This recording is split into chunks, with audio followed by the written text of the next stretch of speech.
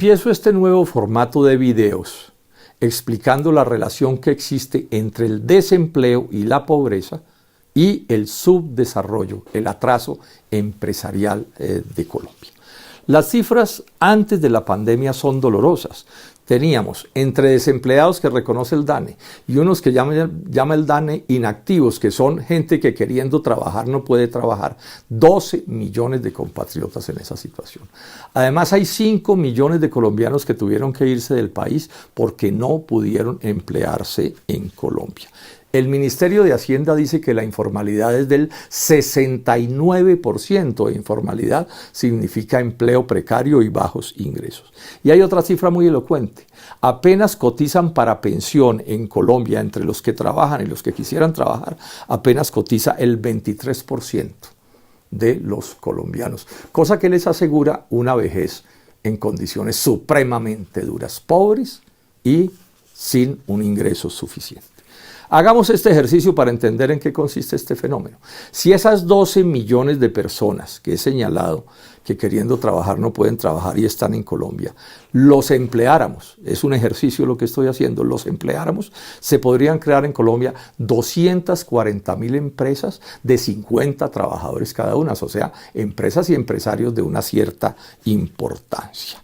Entonces uno puede afirmar una cosa, que el desempleo en Colombia y el subdesarrollo, el atraso empresarial del país son sinónimos, van juntos, no se pueden escindir el uno y el otro.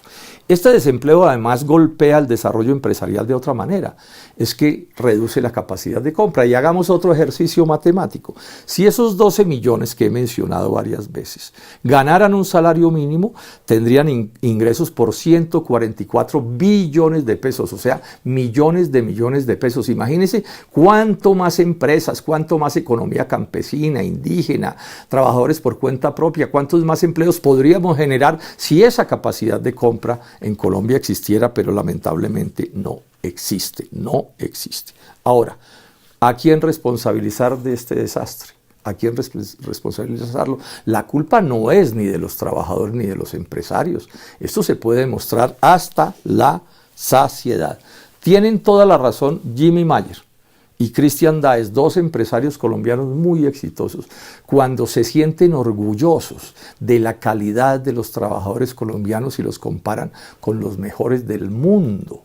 Es que los colombianos consiguen trabajo en cualquier país del mundo menos en Colombia, esa es una realidad. Y lo mismo podemos decir de los empresarios colombianos, ahí no está el problema. Aquí, ¿qué es lo que ha pasado? Aquí lo que han fallado son los gobiernos,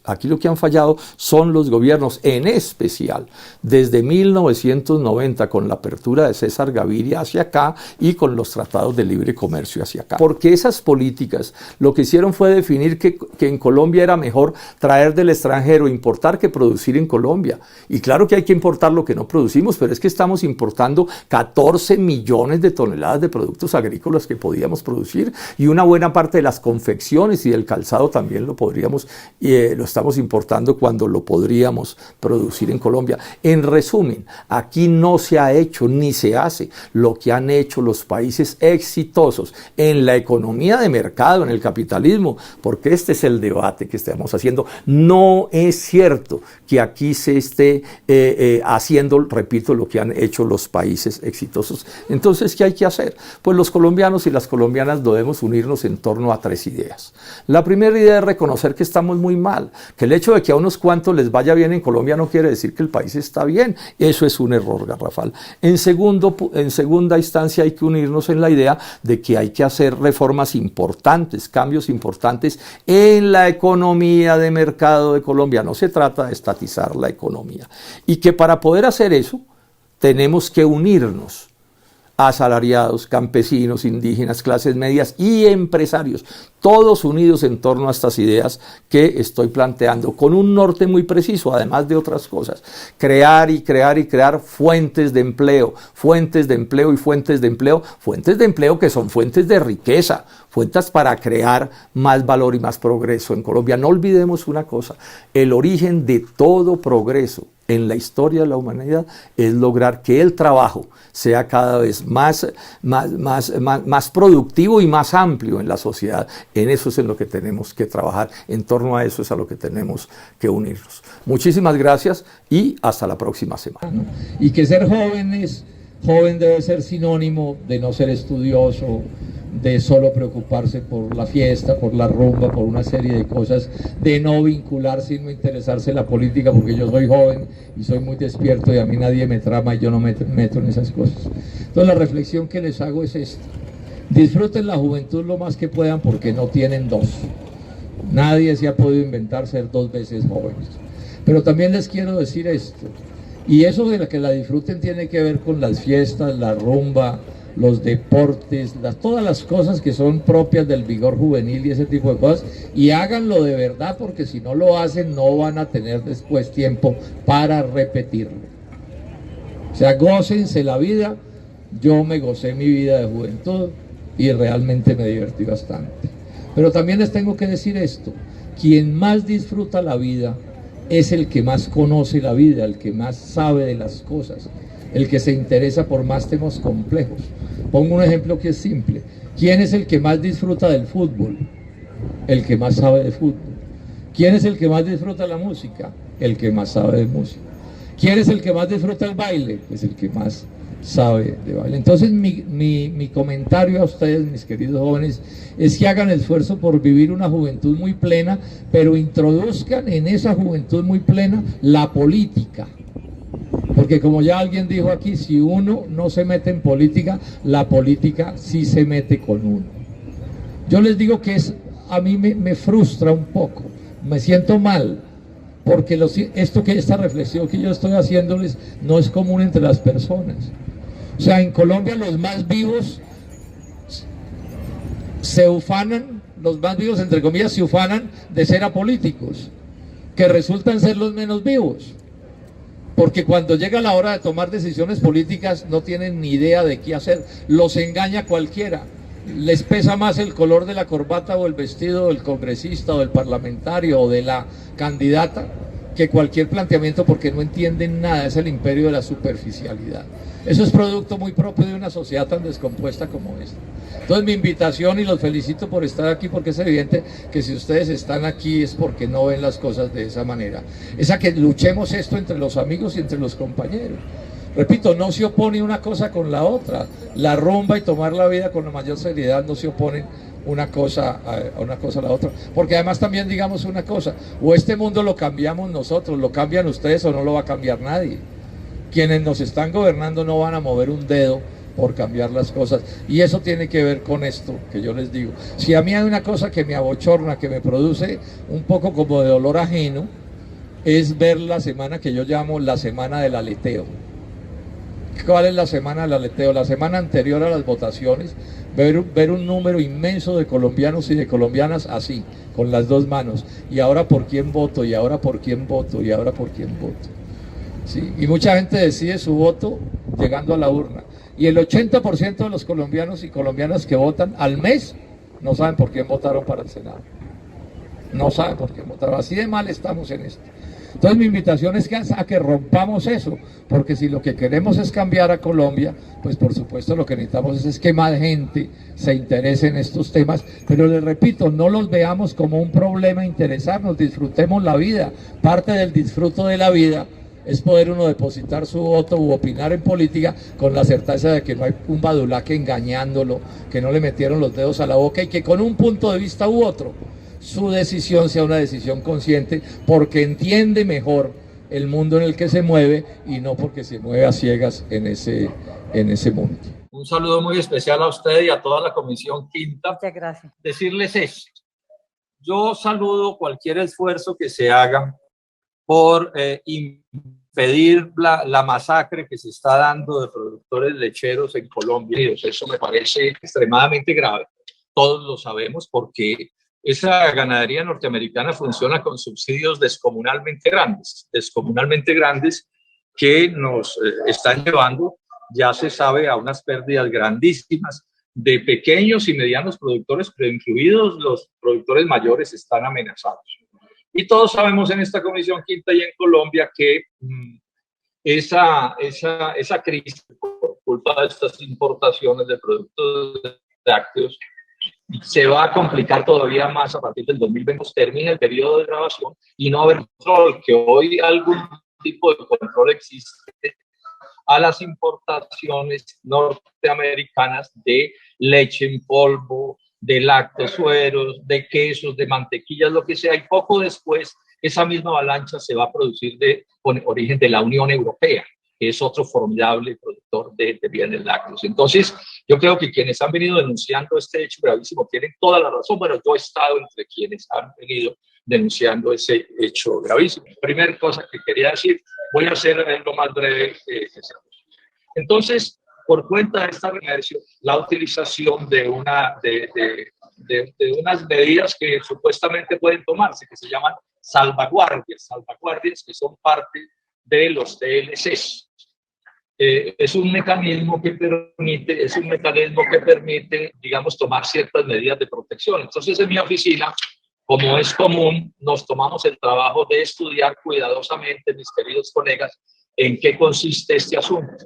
Y estamos realmente, senadora Daires, sorprendidos con lo que encontramos. Yo no logro leer una actitud de seriedad del Ministerio de Comercio. Esta es una denuncia que estoy haciendo porque creo que aquí se están manipulando la información por parte del Ministerio de Comercio. Quiero enfatizar lo que estoy señalando, cosa que sobre la cual le exijo al Ministerio del Comercio una explicación. Porque el Ministerio de Comercio, a partir de esa demanda que se hizo, el 21 de junio el Ministerio de Comercio, en su regulación 165, decidió ordenar el inicio de investigación en torno a ese asunto. Esas salvaguardias quieren decir que el gobierno de Colombia puede tomar medidas para proteger la producción láctea colombiana. Pero cuando uno lee con cuidado la resolución, yo se las puedo enviar, mis queridos colegas, la relación del Ministerio de Comercio, queda claro que el Ministerio de Comercio no cree que sea posible que esa salvaguardia avance. Cree que no es posible que esa salvaguardia avance y, sin embargo, hace la apertura de la investigación. ¿Y por qué estoy señalando esto? Que me parece supremamente complicado, porque a la gente hay que hablarle con la verdad, a la gente no hay que echarles cuentos. Bastantes líos tienen los lecheros de Colombia para que además les echen cuentos. Entonces, ¿qué dice en el considerando número 5 de esa resolución, que es la 165? Dice que esas medidas, dice, de acuerdo con lo establecido en el artículo 26 del decreto 1820 de 2010, la aplicación de una medida de salvaguardia provisional procede de, comillas, senadora Daira, usted que es abogada, de conformidad con lo estipulado en el acuerdo comercial internacional que se invoque, y siempre que el mismo las permita, comillas. Y agrega la misma resolución. Ahora bien, en lo que corresponde al texto del capítulo 8, sección A del Tratado de Libre Comercio vigente entre Colombia y Estados Unidos, no está prevista, repito, la imposición de medidas provisionales.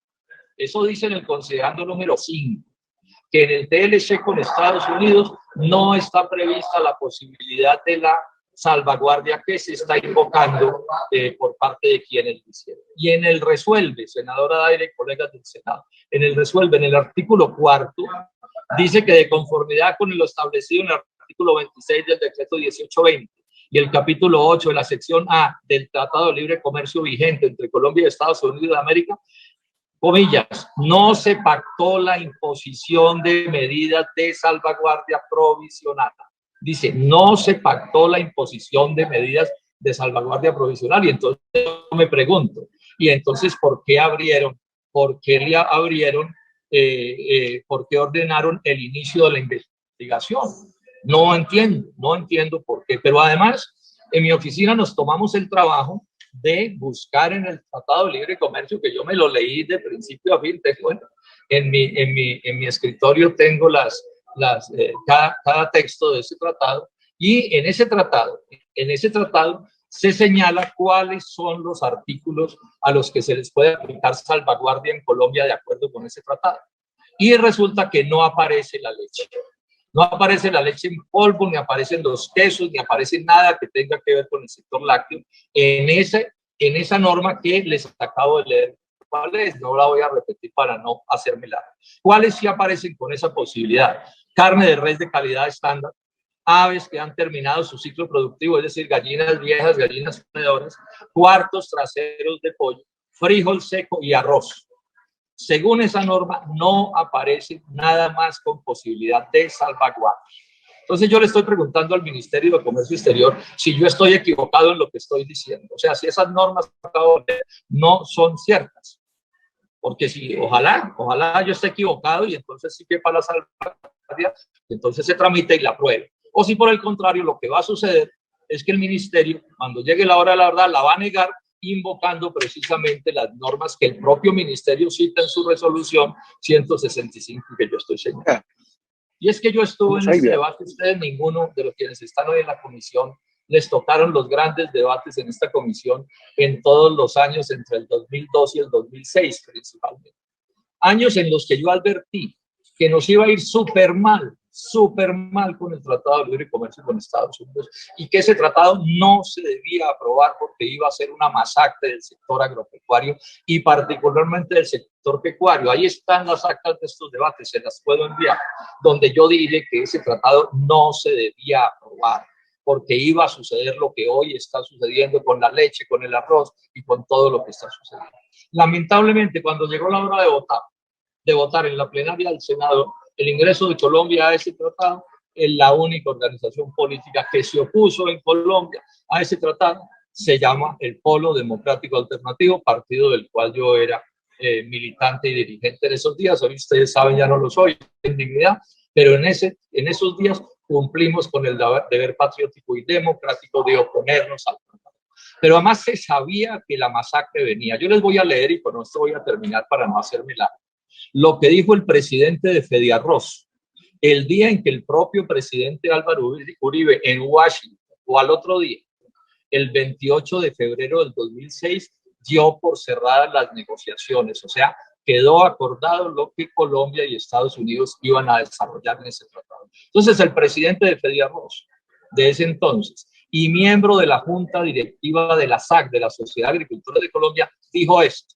Esto lo publicó el periódico El Tiempo el 28 de febrero de 2006. Dice así, comillas: los negociadores de Colombia cedieron totalmente frente a las pretensiones de Estados Unidos.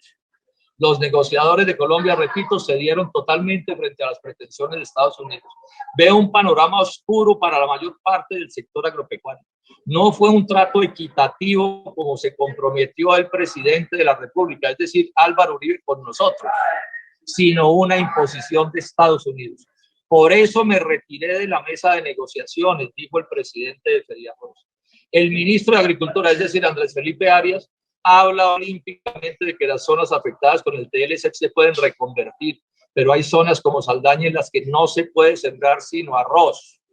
Y agrega, tratar de reconvertirlas es un error. Y concluye con esto: esto lo sabe el presidente de la República, es decir, repito yo, Álvaro Uribe, porque yo se lo planteé en Washington, dice el presidente de Fediarroz.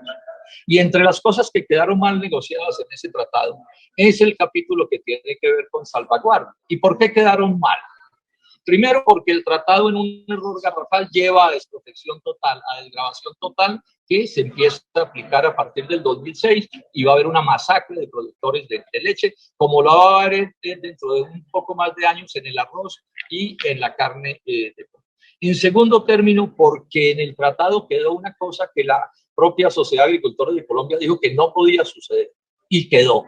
Y era que se aplicaran las normas de la Organización Mundial del Comercio, que son unas normas leoninas, que son las que le permiten a Estados Unidos no permitir el ingreso de carnes de Colombia a Estados Unidos. Eso se sabía desde el 2006, eso no es nuevo. Los gringos tienen bloqueado el ingreso a Estados Unidos de carnes que sean de países, aptosos o libres de aptosa por vacunación, como impiden el ingreso de pollo y como impiden el ingreso de cerdo. No se ha vendido desde que este tratado entró en vigencia en el 2012. Colombia no le ha vendido carne ni de pollo, ni de cerdo, ni de res a Estados Unidos, porque eso está prohibido entrarlo allá, y eso se sabía desde esos días. Yo lo advertí en esta comisión de la que estamos hablando.